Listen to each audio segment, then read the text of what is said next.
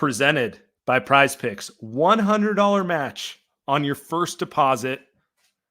Welcome to Light Years, a special edition of Light Years, a Steph Curry extension edition of Light Years. And I had to bring on a special guest to discuss it with me today, our guy, Tommy. Tommy, how you doing? I'm doing great, Sam. Always happy to hop on the pod with you and excited to talk some Warriors stuff. And we got a blessing. We got the Steph extension this morning. We already knew we were going to pod last night, and then this popped this morning. This is great timing. So I was like excited to like kind of joke about that like terrible Lakers trade that went viral about like Steph to the Lakers. But I did not know that an extension was coming this morning. And so I was like, you know what? Perfect timing on this front. So if you're listening to this, I'm sure everyone's aware of it, but just cliff notes, Steph has signed a 1-year extension, $62.6 million for the 2026-2027 season. That means he's officially on the Warriors now for 3 more years. Wow. Let's just start here. What was your first thoughts when I texted you about this? Because I know you got that update from me. Yeah. I mean, I was doing some work this morning and I saw your text and I was just kind of shocked, honestly. Shocked at the length of the extension, and just shocked that it happened. I mean, I don't think anybody heard anything about this. Like, you and I chat a little bit offline and talk about some stuff, but I'm not even sure if you knew this was coming. So more just shocked. But obviously happy that he's around for another year. Give some more stability maybe to what they're trying to do. And probably if they're still looking to make trades, if they're looking to go after guys in free agency, it gives them a little bit more assurance that Steph is going to be here through some type of extended timeline. So happy about it. We'll see what comes of it. But I was mostly just shocked. That was my first reaction. I really haven't thought about it that much because the news just broke. So I don't have a ton of takes on it yet, but excited that he's with Golden State for another year for sure. I mean, yeah, my first thought was 1 year. Well, my first thought was, wow. Steph agreeing to be on the Warriors in addition every year is awesome at this point. Like, I don't know how long his career is going to be. So it's just kind of like, this is certainly better than the alternative. Just makes me excited. My second thought on it was, I feel like it was probably 1 year because he'll be 38 turning 39. And I feel like he's probably just at that stage where he's like, I'm going to take it year by year because I don't know how much longer I want to play, which then put me in like this mental, like, man, we're getting close to the end. I could see him playing another 5 years, to be clear, but like, I don't know how he's going to feel. Would it surprise you if he retired at the end of this contract? I really hadn't confronted that thought. I always thought there would be a longer extension at play after this current one. But we were texting before we came on the pod and you kind of said that. And I was like, whoa, maybe he could retire after this one. Cause you never know. Like, and I don't think I'm not sure if he's the type of guy that's going to hold on forever. Like, I don't think he's going to hold on until he's averaging 12 points a game and playing 18 minutes. That just doesn't seem like what he's going to do. Maybe he will. Maybe he loves the game that much, but I don't see it really playing out that way. So, if a steeper decline happens, which I don't really see coming, but if it does, maybe he just says, it's been a great ride and this is kind of it. I would, if I had to guess, I would think there's at least 1 more year after this extension. After this, new extension, I would think he goes at least 1 more year until he's 40. But you never know. You just don't know how stuff's going to play out. Yeah, I mean, if you were to ask me, I actually think he probably will play at least 1 more year, if not 2 more after this. But I also get the sense just because he's pretty level-headed, and I've always liked the Tom Brady comp for him as just kind of like, just because he comes across a nice guy doesn't mean he's not maniacal and like, both of them with like their workout regimens and finding unorthodox ways to like avoid aging. Brady always talked about like, I take it 1 year at a time. Once I got to a certain age, I feel like that's kind of how Steph's at here. So I fully expect he'll still be an all-star at that point. Yeah. And I fully expect he'll be in that season, be like, you know what? I could do another year. And who knows, he'll keep going. But like it's nice to know. It's nice to know that like, hey man, it's not ending in 2 years because, with kind of the way this summer went and the way the kind of media works, everyone's like, ooh, what's going to happen at the end of Steph's contract? Could he go and blah, blah, blah. And, I didn't really put much credence into it, but any sort of assurance I could get makes me feel better. Yeah. And some of his comments were a little bit like he's speaking a little bit more free. Like for Steph, it was a lot, for anybody else, it would be like a normal comment, kind of putting pressure on their front. For Steph, it was a lot. But, kind of and this just kind of popped into my head. Also, maybe he's thinking in 3 years' time, maybe I'm not quite the same level of player. And like Brady did, start taking a little bit less money so they can be a little bit more flexible and like Sure. bring in a true number one option who would be probably ahead of him in the pecking order at that point. Because realistically, he'll be 39. Like if he's Sure. still a number one option at that point, at his age, his size, it's nothing short of a miracle. So maybe that's part of his thought process too. He wants to keep winning. He thinks he'll still be playing at a high level, but not quite MVP level. So let's get a little bit more maneuverable, and let's get a little bit more flexible. And let's have some more optionality so we can see what we can do in a couple years. My second thought on it is, there was that Lakers trade. I'm just gonna. I got wind that that Bleacher Report was writing an article about this 2 days before it came out, and someone's like, Eric Pincus is writing a Lakers Steph trade, and I'm like, he's pretty plugged in. He's not like a blogger, like he knows what he's talking about, and so I expected it to be something that I wouldn't like, but interesting. But I was shocked. I just laughed when I saw it. I was like, Austin Reeves and 2 firsts. Yeah. I think, was it 2 firsts or 1 first? It was 2 firsts. Okay. So it's that 29 and 31 pick. Yeah. Ben Simmons of the Warriors. that fulfills a 5-year-long dream. It's just like, I didn't even get mad. I just laughed. I was like, come on, man. This is so funny.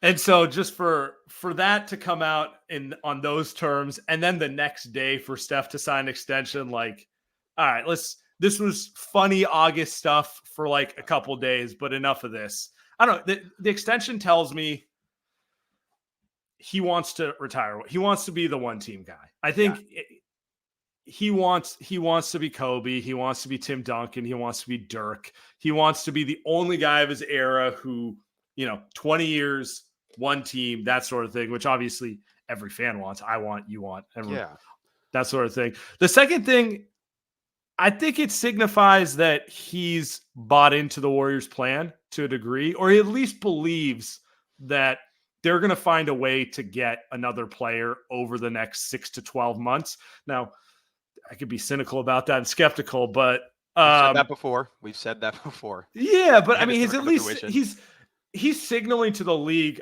if you want to play with me, I'm here. You're coming here. I'm not going to you, right. which is a good thing, which I like. Yeah. So I don't know. Absolutely. I don't know what your thoughts on that are. Do you think it's actually signaling that like he believes in the team's plan or not? I think it does to a certain extent, for sure. I mean, it wasn't a 2-year extension, but it's saying, hey, let me give you guys essentially 12 more months and kind of give anybody who might come some more reassurance that I'm going to be here. You're not going to, because if he doesn't sign an extension, right, and then we're looking at a deadline trade, you're talking about a year and a half with whoever comes, right? And then Steph's a free agent that next summer, essentially. Sure. So there's really no assurance that he'd be there beyond maybe a year to play with the new guy. Now it's like, okay, you got a little bit of a runway here if you do trade for somebody. And then, I mean, my second thought on that Lakers trade is Lacob has been very steadfast in holding on to guys like Kuminga and Podz and their value. You think he's going to let the biggest cash cow in the NBA? He's going to trade him for 2 first-round picks and Austin Reeves? I'm sorry, that's not happening. Never in a million years. No. He's driving a much harder bargain than that. No, it's like I feel like it's like Wembanyama or nothing. That's exactly. At this point. Giannis, Wembanyama, Jokic. That's about all. That's about the only thing you could sell to the fan base that wouldn't have him like tarred and feathered outside the Chase Center. Absolutely. It wouldn't be liked, but it'd be like, okay, at least I get it. Or it'd be like there's some assurance that they're somehow getting Cooper Flag. Yeah, it'd have to be something like that, And even that would be like, I don't know if that's enough. No, not at all. But it's not going to happen. He's here the whole time. It's like, look, we know what the state of the roster is right now. They did make some nice moves around the margins. They have optionality. Like, this is the most flexible roster they've had in 5 years, in the sense of Wiggins is probably the only bad contract on it. Everyone else, like, it is pretty easy to move. You can throw into trades, a lot of expirings or low-cost contracts. So in theory, when the next guy comes available, they should be in good position. But, we also said that this summer and about a couple other guys. So it's one of those where I'm like, hope, but not holding my breath on like belief just yet. Yeah, just to dovetail off of that, like we've been begging them to get more contracts in that mid range, that Yeah. 8 to kind of 12, $13 million range, where if somebody does pop available, you have multiple ways to execute Yeah. trades. And they're probably 3 years too late doing it, but at least they're trying to do it now. And now it's all about, does Steph hold up? Does Draymond hold up? And do they still seem like a viable option to a free agent or some guy who's asking out from somewhere?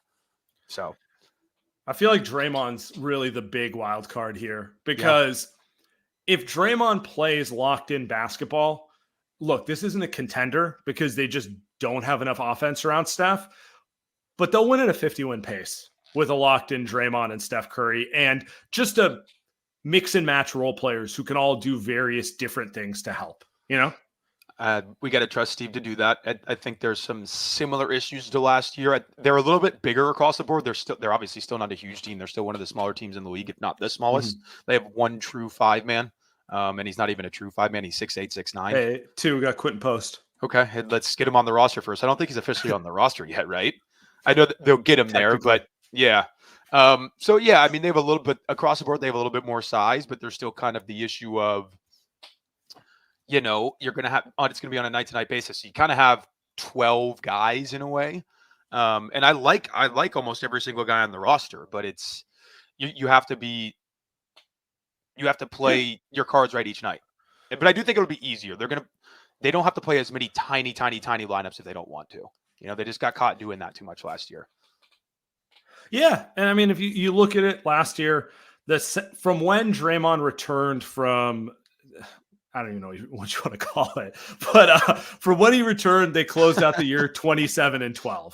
Yeah. Do I think that holds over 82 games? No, because it's unrealistic for Draymond to play 5 like that for 82 games, but there is like a little higher ceiling to what they can do. And this is like, let's be honest, this is all about positioning yourselves to where the front office has to make a move at the deadline, right? Right. Like, I would just think about this.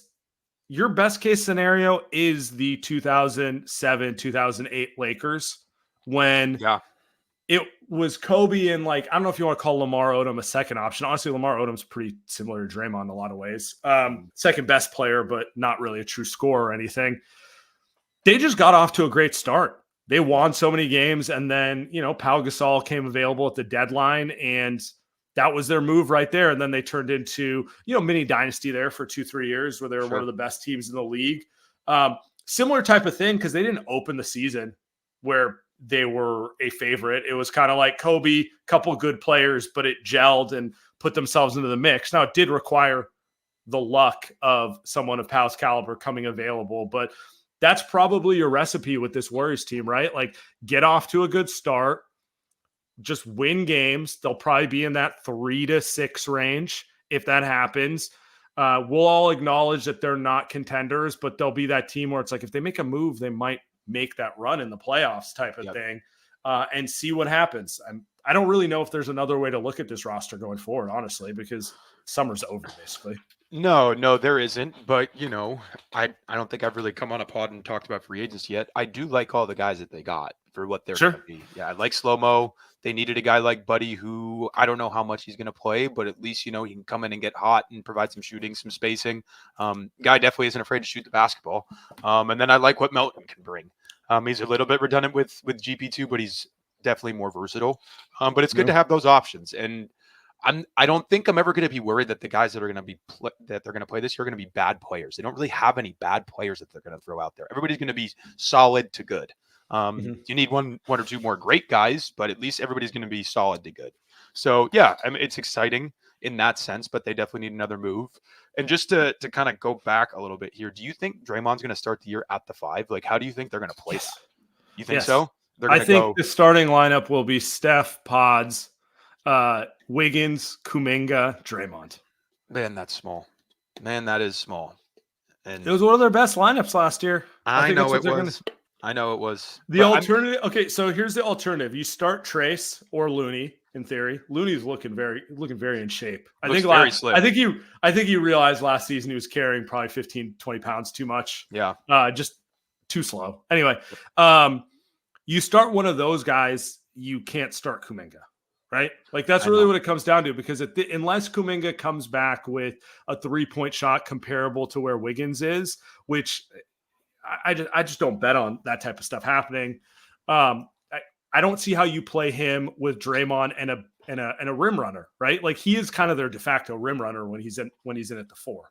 Absolutely. It's just I'd rather not have Draymond playing the 5 for 82 games, but what can you do? I guess. I mean, if that's how they're going to play it, that's how they're going to play it. And Steve's shown he isn't scared to make changes if they're necessary to the starting lineup. So we'll see.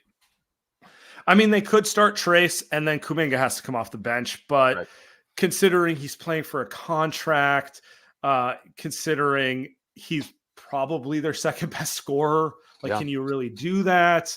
They could, in theory, start, slow-mo next to Draymond, but I feel like the whole point of getting slow-mo is to be able to have a point forward when Draymond's not on the floor. It's pretty redundant with the two of them together for heavy minutes. I kind of think they're going to start with the small ball lineup and he'll just mix and match the whole way. Sure. We'll see. Lineup talking August. Gotta love it. Not here for this pivot. Okay. Before we move forward, guys, I want to tell you about our friends at Prize Picks. Prize Picks is America's #1 daily fantasy sports app with over 5 million active members. Prize Picks is the easiest way to play daily fantasy sports. Unlike other apps, Prize Picks is just you against the numbers. You just pick more or less on 2 to 6 player stat projections and watch the winnings roll in.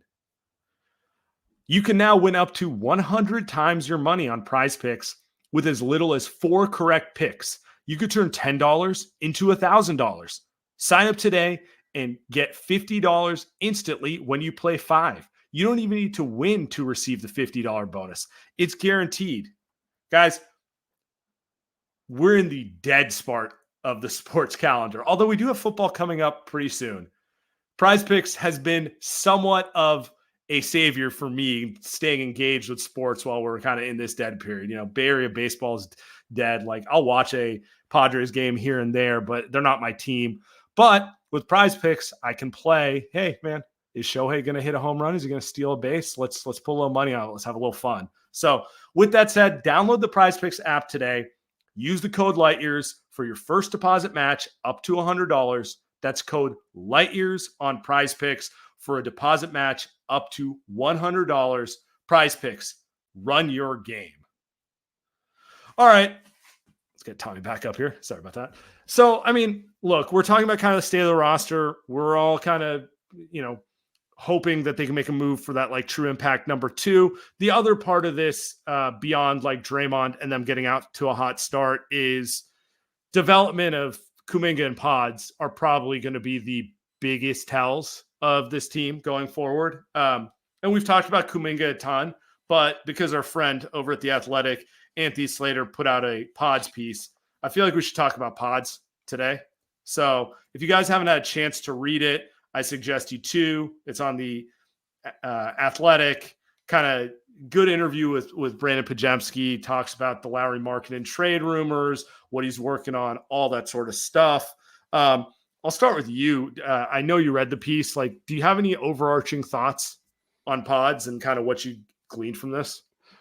I mean, obviously he's a very confident kid. That's been obvious from day one. From the minute he was drafted, it was obvious how confident he was. And maybe could come off as a little bit cocky sometimes, but you need that. Like you need, whether it's you kind of show it or it's more of an internal thing. Like Steph keeps that internal, but he really, really believes in himself and he's a psycho in that way. He believes in himself too much sometimes. And he thinks he can get stuff done with a much worse roster than possible, but like to be a star, you need that. And do I think it's a guaranteed thing he's going to be a star? No, not at all, because it's almost always impossible to tell that. But what I do know is that the best indicator of production is production.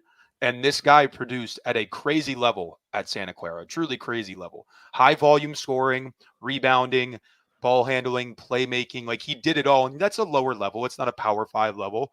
But he showed up well in those situations.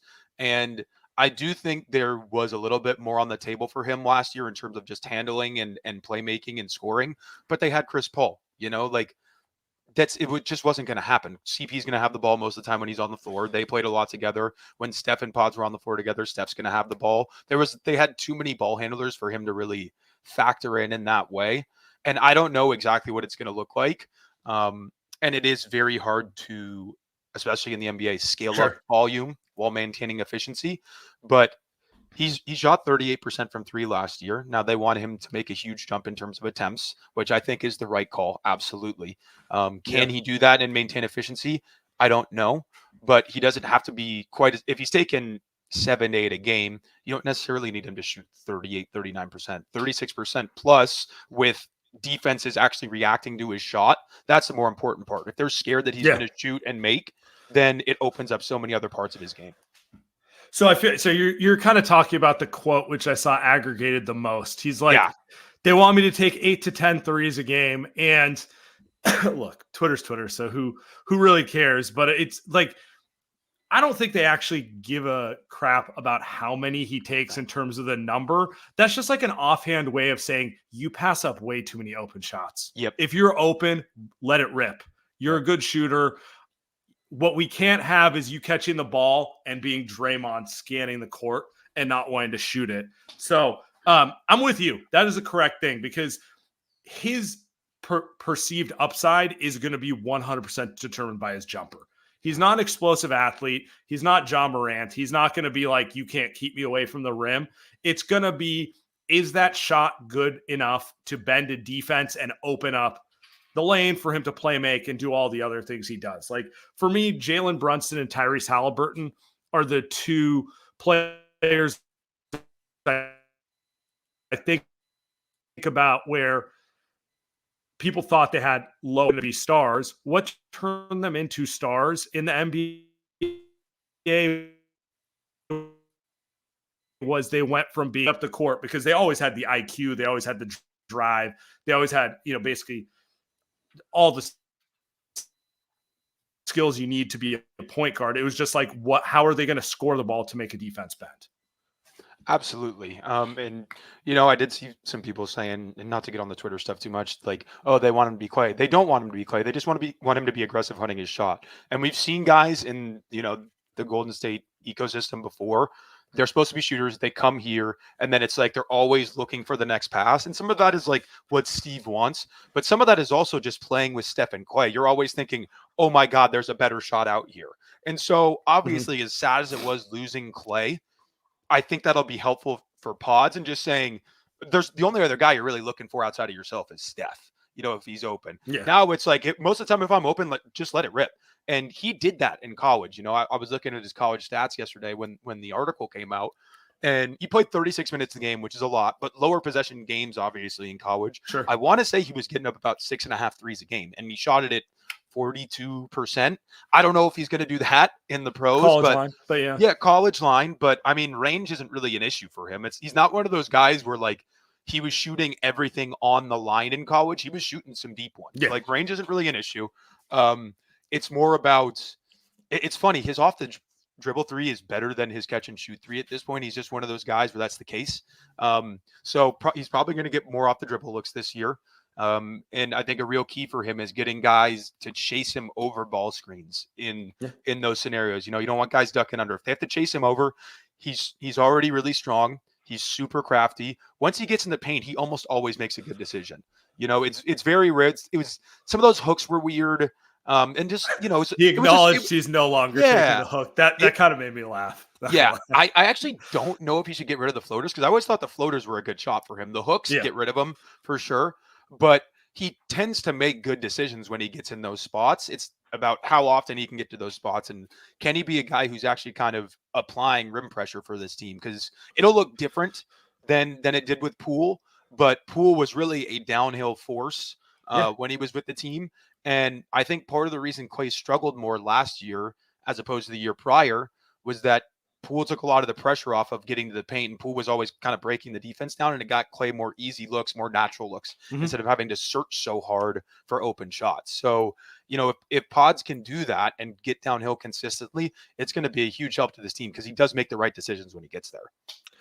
Yeah, and he's not the quickest guy, but I do think his physical tools get somewhat underrated. Like, watch the play-in game. He was the only guy who was able to bring the ball up under ball pressure. They had Chris Paul. He couldn't do it. Steph, we know, loves to turn the ball over with insane ones, but then he gets it back for you in 80 different ways, so who cares? He was the only guy who could, handle, was it Keon Ellis, actually, hounding him, and, that's not nothing. For a rookie guard to be more reliable under ball pressure than Chris Paul, it says a lot. He's a little bigger than he gets credit for, too. He is a legitimate 6'4", is stronger. He's going to continue to get stronger, that sort of stuff. So, there are players, Brunson always comes to mind as a guy who's he's not particularly quick. He's not particularly big, but he is strong, and he knows how to use his body to guard the ball and kind of get something comfortable every time he does it. So those are kind of examples I always look to as something that Podziemski can do. It just comes down to the shot. I think he has the touch, and I think he has the work ethic. Everything about him screams insane worker. So if you have, excuse me, natural touch and you're willing to put in the work, I think the shot will come around over time. I mean, the only thing that concerns me about the touch is the free throw shooting. It's never been great, not even in college, and that's a little bit of a concern. But he does seem to still have good touch around the hoop. It's not outside of the hooks, but his floater was very nice. He makes some kind of crazy shots going left, going right, high off the glass. Those are not easy shots, especially over NBA-sized rim protectors. There's definitely a level of touch there.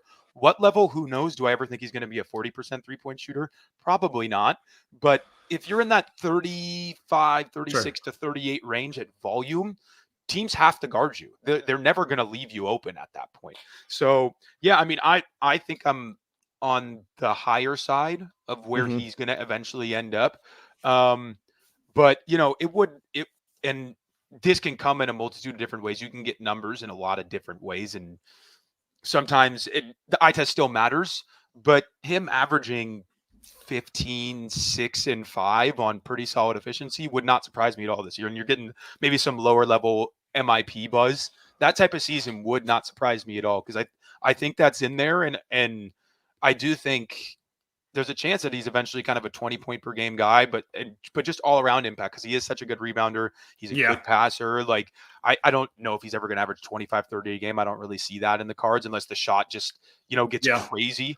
And he just gets so confident. That's more of a confidence thing at that point in a way. But I do think 20 points per game eventually could be in the cards for him if he continues to grow like I think he can. So, but no, he's a really good player, and it did bother me maybe a tiny bit they weren't willing to give him up for Lowry, but I think I understand it more than holding on to Wiseman. It's night and day compared to that. And even to Kuminga, who had some flashes as a rookie and as a second-year guy, but the impact wasn't really matching up with that. Podz was one of their most impactful guys last year in every single lineup construct, So as a rookie, as a 20-year-old rookie, that does mean something at the end of the day. Yeah, he's the opposite of Wiseman. Wiseman was all physical tools, but then none of it actually translated. This kid, surface level, I get why people don't think he's going to be that good, or they're like, what are the Warriors talking about? Because it's 6'4", not particularly athletic, kind of goofy. I get it on surface level, but if you actually watch the game, the last rookie I've seen the Warriors have who just makes plays when he's on the court is Draymond. Yeah. And it was the same questions with Draymond. Well, what position does he play? Always do this. It's he's just fucking good, man. He'll figure out a way to be impactful. And that's how I look at Podziemski too. I would not bet on him being a 25 point per game scorer or a first or second option. I feel very confident though, whenever he hits kind of his prime, he's going to be a very high impact guy. And if it was I would guess it would be more high teens, 20s, but he's getting you 7 to 8 assists, 7 to 8 rebounds. He's kind of a triple-double threat type of guy. Yep. But you never know. I would be surprised if he turns into a backup point guard. Like that's his ceiling. His ceiling is TJ McConnell. Like something like that. That talk is insane to me. Like truly, I keep seeing that, and he's a backup point guard. Unless he literally just plateaus and never gets any better, then yeah, he's probably a backup point guard. Sure. I just don't see that. His skill set, he has too high level of skill, too high level of feel, and I think he just generally like works too hard and wants it too much. He has too much of kind of a star mentality to be a career long backup. The shot would have to fall apart in a weird way, and then his confidence would have to get shaken for him to go down that pathway. And like that happened to like Markelle Fultz. So like it's not out of the realm to happen to people, but like if he continues on his trajectory, I would be shocked if that was the case. The one thing I wanted to point out about the article, my biggest takeaway, because shooting wasn't a takeaway. The Warriors have told us like all off season they want him working on his shooting. I knew that was like it. I don't know. Just watch him. It's the most obvious thing that he needs to improve upon. The thing that I took from it was he hears everything, which is not surprising. Everyone has an iPhone. Everyone has a phone. Everyone has the internet. Of course, he hears everything. The confidence was the thing that stood out to me. Like I think he kind of gets off on it a little bit. I think he kind of gets off on Twitter trolls in his mentions, telling him like, you suck, you're not going to be anything. And you hear about like Steph and Draymond and like Clay kind of like, honestly, I think it's probably all athletes and like the nature of social media to agree getting off on it that way. But that was kind of the part of it where you hear him talking about it openly. It's like, yeah, people are like yelling at me, like, why didn't you get traded? It's like, I'm not in charge of trading myself, Yeah, exactly. But like, being as young as he is, kind of having that like self-awareness and confidence is kind of rare too. Yeah, no, I don't think it's fake, right? You can kind of tell when a guy's trying to fake it. It doesn't come across as that, and his production at the college level and how he played last year would tell you that it's not fake. Would tell you that he truly believes the stuff that he's saying, and he just has a deep level of self-belief, which is to be a star athlete. That is, I think it's one of the most necessary things. Yeah. I mean, there's been countless NBA guys who have all the tools, but they don't really truly believe deep down that they're that dude. The starting small forward. Sure. The starting small forward, Rudy Gay. Like we could talk about a million different guys. They don't really believe it deep down, or they just don't care enough. He has both of those things, and so whatever his potential ceiling is, he's gonna get close to it, and maybe he's gonna reach it fully. But I just have a lot of belief in what he's about and who he is, and then the skill set and the feel and all types of stuff. So yeah, I mean, I'm all the way in on him. I wish they would have been able to find something better this summer, but I think I'm a little bit more excited than I was heading into last season, where it's just like, okay, you went and got Chris Paul, and I trolled about it for a while and like had fun with it. And if it would have worked, it would have been then you had to watch it. And Exactly. I do think this is a more fun version of last year's team. You know what I mean? You're hoping for some incremental stuff from Kuminga, some more defensive attention, just being better and more alert and locked in on that end, because we're going to need that from him if he's going to stay on the court. And then the scoring for the most part was good enough from him. But I'm excited to see, like, they're essentially saying, okay, Brandon, you're our second ball handler.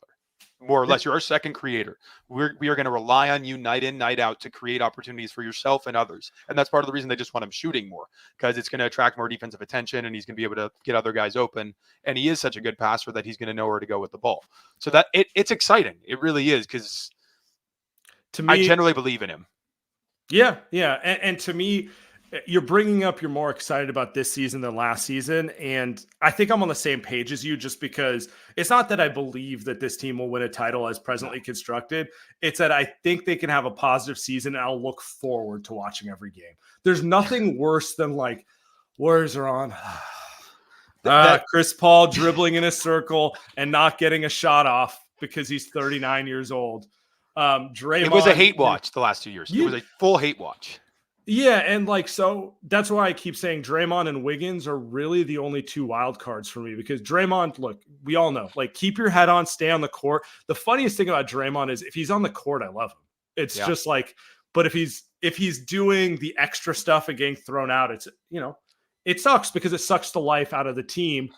The second one for me is Wiggins. Like, he's kind of the only guy in this roster that the energy when he plays can really kind of suck the life out of me. Like, if he's not there mentally, like D'Anthony Melton, I know exactly how he plays. I enjoy how he plays basketball. He plays hard. He can get hot on offense. He's an enjoyable player. Slow-Mo is a professional. I know exactly how he plays. I can keep going down the roster. There are guys who know who they are and play hard basketball, and I can live with it even if the ceiling is a second-round team, right? That sort of thing. Wiggins is the one where it's like, dude, when he gets into those negative funks, it's like, I don't want to watch this at all. It's weighing the whole team down. And so, like, that's why I kind of want him traded for the most part, because I just don't believe we're ever going to get 2022 ever again. But if it comes, that would be the biggest thing ever too. Just because it's a different, it's a vibe thing for me, right? Like, I don't want to look at like a player who's like running cardio, sulking, and that sort of stuff. Yeah, or Space Cadet. Yeah, I do think just because of how the last 2 years have played out with him, and some of it, is out of his control, whatever. But just even the way he started last year and how up and down he was, just as a basketball player, I do think, number one, there's probably a shorter leash now for his just moments where he spaces out, so that maybe that makes him lock in. Or two, if it's not working, you got options behind him that aren't just like 21-year-old Jonathan Kuminga, or you got Kyle Anderson. You have Melton's obviously smaller, but like you have multiple paths you can take this to kind of supplement whatever he's not giving you, and it comes in multiple different looks. So yeah, I mean, they've got some depth, and I just think it'll be a more positive season overall. It's easy to say that in August. You can always think that in August and September, and then the product gets on the court. Maybe it sucks, but I do feel more optimistic and more excited for what this year could potentially bring. And like you said, maybe they're playing well enough and some guy shakes loose, and then you have actually the right pieces to go and get, even if it's not a superstar, even like a second option, like maybe it ends up being, I don't know, Jared Allen, and that helps you in some way, whatever it ends up being. But it gives you a little bit more of a backbone defensively, and maybe then you just can kind of like, we're going to be the best defensive team in the league, and maybe that's enough to get you to conference finals. I mean, the last two teams, Dallas did not look like a contender until the trade deadline, and then they caught fire. The Lakers did not look like a contender, then they made some trade deadline moves. This version of the NBA there's a lot more parity. It's a lot more realistic to do it. So, but I mean, you can really only put yourself in that spot if you actually get off to a solid start. Because I know exactly what the Warriors are going to do if they're 17-23 going into the deadline. I've seen that song many times. And to circle back on the Draymond stuff really quick, and this goes with getting off to a good start, I think his biggest lash outs really come when he is disappointed or frustrated with the situation, like any great competitor in a way. But his lash outs are so like violent and detrimental to the team that it can like literally ruin the season. But he's not, for the most part, like outside of the 2016 playoffs, he's not really like getting suspended when things are going well. It's not something that really happens. I think, the thing with Nurkic and Gobert, he just hates Gobert.